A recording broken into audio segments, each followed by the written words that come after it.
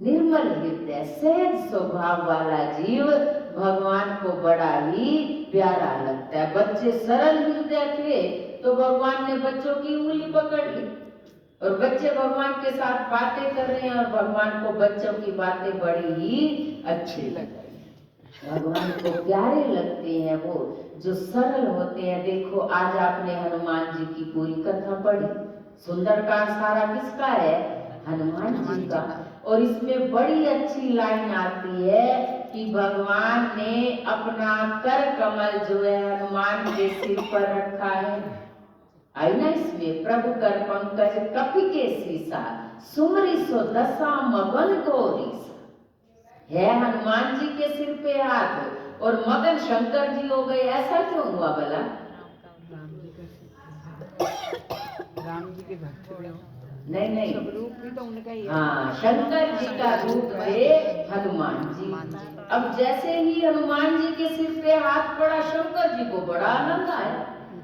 उन्हें ऐसा लगा जैसे मेरे सिर पे भगवान ने, क्योंकि एक दूसरे को इष्ट मानते थे, मानो राम जी का हाथ भगवान भोलेनाथ सोच रहे हैं हमारे सिर पे है। और इस अवस्था को याद करके भोलेनाथ मगन हो गए। अब ये कथा भोलेनाथ पार्वती को सुना रहे हैं। रुक गए थोड़ी देर के लिए भोलेनाथ, जब हनुमान जी के सिर पे भगवान ने अपना हाथ रखा। और कब रखा था ये बताओ?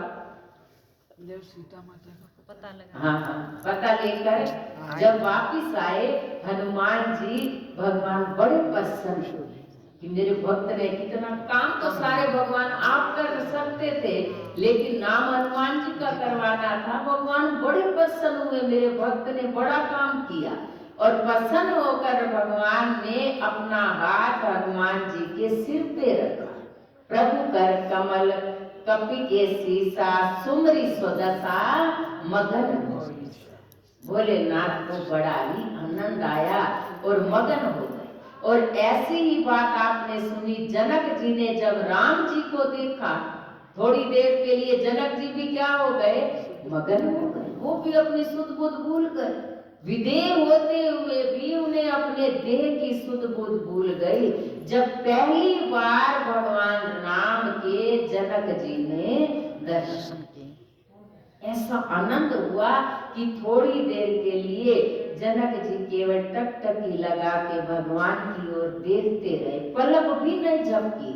नहीं तो जरा सी देर में कितनी बार पलक झपकती है, हम आपस में आमने सामने देखते हैं कितनी बार पलक झपक जाती है, लेकिन कुछ पल के लिए जनक जी की पलकें ही नहीं झपकी। इतने प्यारे लगे उन्हें राम जी, क्योंकि परमात्मा थे, सबके पिता थे और सबसे सुंदर, जिसकी ये सारी रचना है इतनी सुंदर, वो तो अपने आप ही सुंदर है और उस जैसा सुंदर कोई है नहीं। भगवान को देखते देखते जनक जी को अपने देह की सुध बुध भूल गई। देखो कितनी अच्छी अच्छी बातें, सुंदर कांड में भी पढ़ो ना, विभीषण जी जा रहे हैं राम जी से मिलने के लिए। उस समय विभीषण जी की अवस्था कैसी बताई?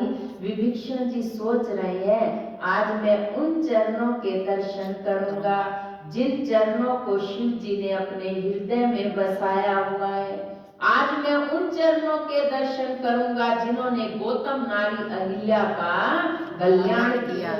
ऐसे ऐसे सोचते हुए जा रहे हैं, पूरे रास्ते विभीषण जी के मन में भगवान की लीलाएं आ रही हैं।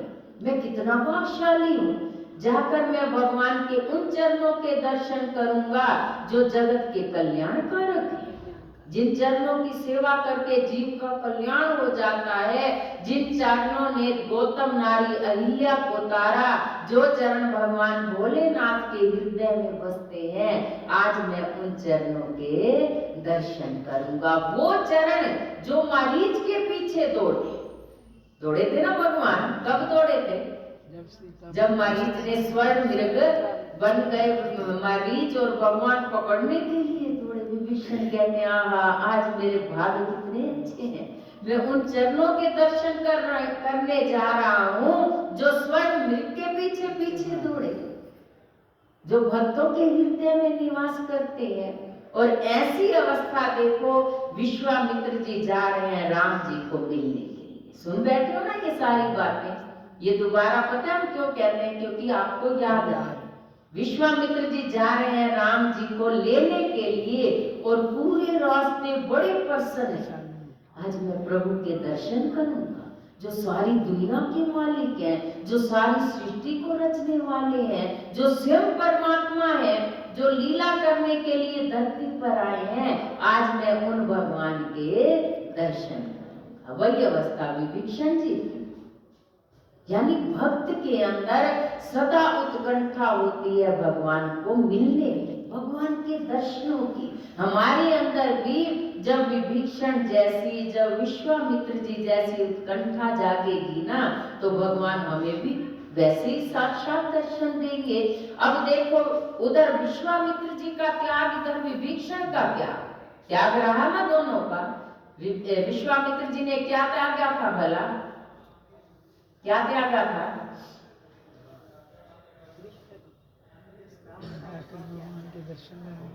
ना,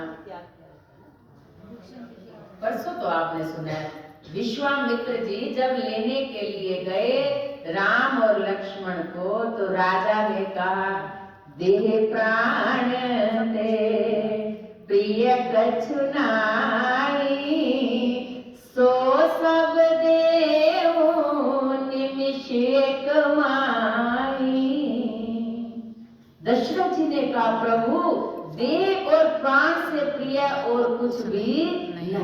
भूमि मांगो, धन मांगो, कोष मांगो, यहाँ तक कि मेरे देह को मांग लो, यहाँ तक कि मेरे प्राणों को भी मांग लो। एक पल में दे दूंगा, देर नहीं लगाऊंगा, पर मैं राम को नहीं दूंगा, क्योंकि वो मुझे प्राणों से भी ज्यादा प्रिय है। वो तो मेरे प्राणों के अंदर बसते हैं।